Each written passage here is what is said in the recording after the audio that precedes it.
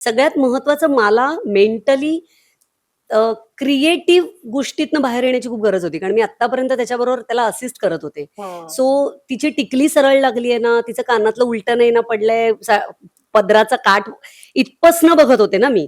So आता मला हे नाही बघायचंय. आता मला बघायचंय टिकल्या आणल्या आहेत का, कानातली आणली आहेत का आणि साड्या आणल्या आहेत का. बर सो माझं डिपार्टमेंटच कम्प्लीट वेगळं झालं होतं यावेळेला.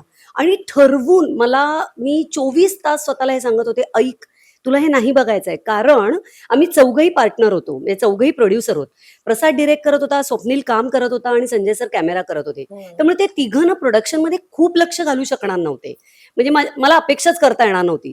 मी हे पहिल्यांदा करत होते, त्यामुळे ते आपल्याकडनं चुकू नये, काही आपल्याकडनं काही कुणाला दुखावलं जाऊ नये, ह्या गोष्टीचा एक सतत 24 तास प्रेशरनी मी ठरवून ते क्रिएटिव्हली.